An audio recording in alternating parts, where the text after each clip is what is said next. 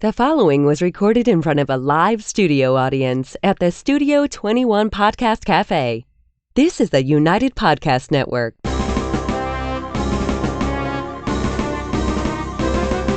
It's time for a crunch or two. It's time for a little something something.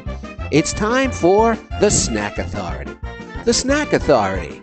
The authority on snacks. Snacks of all kinds. From the most common and wildly famous to the most obscure and unknown. The Snack Authority. Snacking all the time so you don't have to.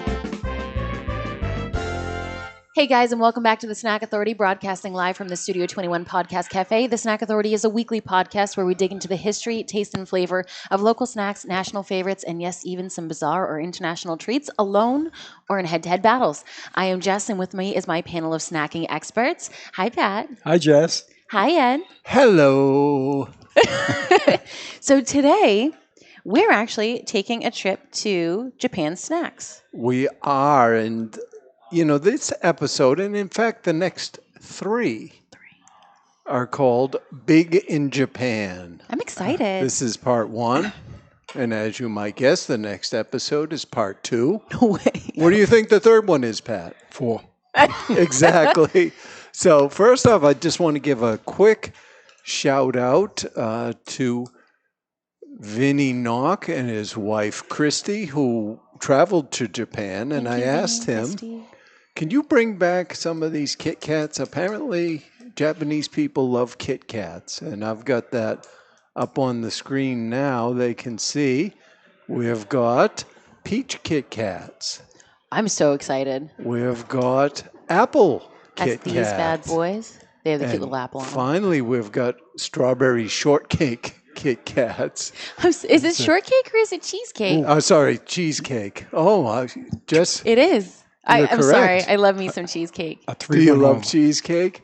I think it's going to be interesting. What's so cool is, I know that I've said this before, is I feel like in Japan they experiment a lot with flavors that you wouldn't think would go together, but end up being magical. Right. And, you sort of think to yourself, okay, well, why is it in Japan they have so many KitKats? Why? Well, I'm going to get into that as you get into the KitKats, Jess. I think I'm starting with the peach, just so you guys are up with us. All right. So, would you believe there have been more than 300 limited additional seasonal and regional flavors of KitKat produced in Japan since the year 2000? That's a lot. Over 300. Nestle, which operates the KitKat brand in Japan, reports that the brand overtook Meiji chocolate as the top-selling confection in Japan in 2014. Crazy, right? That is bananas. Well, it's peaches right now. They ran a marketing campaign where they partnered with Japan Post to sell the KitKats in 20,000 post offices. Gee whiz. Oh, they love KitKats. They were introduced to Japan in 1973 when Roundtrees made an agreement with Fujiya. And in 2004, the green tea flavor was introduced. Now, we'll be getting to that in part two. Since then, the product has been sold in more than 300, as I mentioned, seasonal and regional flavors. Can anyone guess the top-selling flavor in 2010? 2010. Seaweed. No. Bacon. It's almost a little more disturbing than seaweed. Even, wasabi. Pat. Well, they have a wasabi, but it was soy sauce. I think we're in agreement on that one. Yeah. So, I would try it. So Nestle's, attributing the success of the flavor varieties to the tradition of omiyage, in which regional specialties are brought back for family and coworkers from trips away. That's so sweet. The company believes the limited edition seasonal models create a scarcity and rarity of value for customers. What if you fall in love, though, Ed? I know. Well, you cry get a over little it. bit? You find a new love. I never let it go. There's plenty of KitKats in the sea, Jess. I actually like that. The business model was created to solve a problem they found in the Japanese convenience stores because In Japan, it's very common to frequently rotate items and flavors of things. So, Okay. as you mentioned, adventurous. They Yeah. always want new stuff. And so by doing smaller runs of flavors, they were better able to control their production costs. Oh, I get it. And today, Jess, we are going to sample the Shinshu Apple, the White Peach, and the Strawberry Shortcake flavors. I think that's the order we should eat them in then. You want to go Shinshu Apple? I really want to try the apple ones. All right, we're going to do it. You So- see if we don't. I'm actually really excited because these are all flavors I wouldn't have normally thought to put with a Kit Kat or with chocolate for that matter, but they make chocolate-covered apples. You know what I like about the packaging, Jess? All in Japanese except for where it says, have a break. Yes. Have a Kit Kat. I like that. First though. thing I noticed. Well, and the thing is, and I think we covered it before, It smells so good. overseas, Kit Kat is always written as one word, whereas it appears as two words in the U.S., where Kit Kat is produced by Hershey's.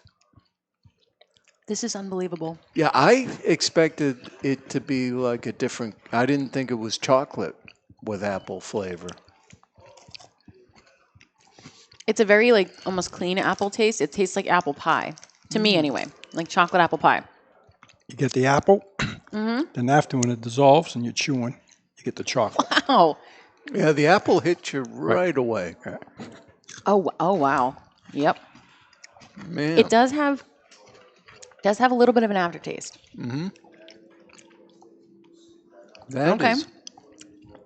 That is interesting. And I I dig mean it. that in a good way. Yeah. Yeah. And I know where you're going next, Jess. Oh, of course I am. Peach. Peach. I'm going to take a sip of coffee real quick, clean the All palate. right. A palate cleanser. Oh, yeah. Oh, the peach is a different color. Is it? The peach is more of a white chocolate color.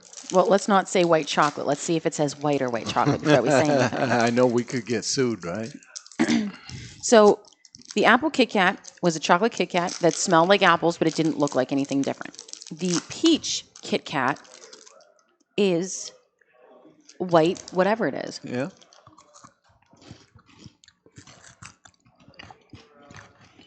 It takes a second, whereas the apple hits you right away. The peach takes a second and then kicks in. That is beautifully light.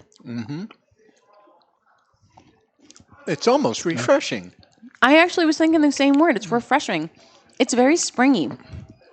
I'm not usually these. a fan of white chocolate, but this works very well as a combo. what do you think? Oh. Like a peach iced tea. Peach iced tea. Wow. And how different are they? They're both fruits, apple and peach. They're both relatively light on the palate when you eat an actual fruit. There's a huge world of difference between those two. Yeah, I'm not sure the milk chocolate was the right choice with the apple, although it wasn't offensive in any way. You think that white chocolate It or might white have cream would have been better? with the fruit. I'm actually looking at the strawberry cheesecake, and once again, they went the white cream or the white chocolate, whichever one we're talking about. I don't know what it is. It looks almost identical to the peach bar. Yeah, don't mix them up.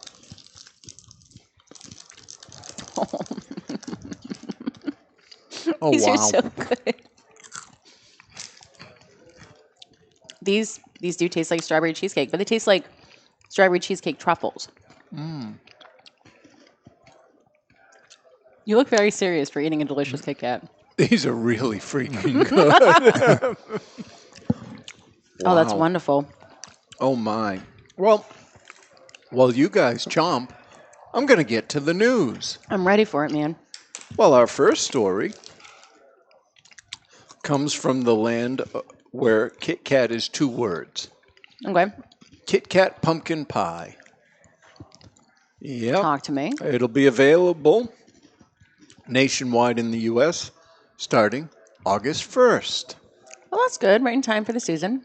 Kit Kat pumpkin pie takes the classic Kit Kat wafers with a generous dose of pumpkin pie flavored cream, Oh, okay. enveloping the entire treat in orange colored chocolate.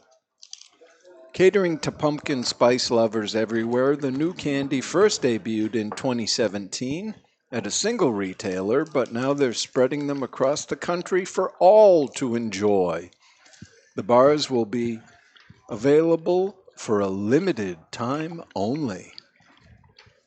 So these ones are our seasonal treat that you won't be able to find. If you don't get them right away, you probably won't be able to try them too.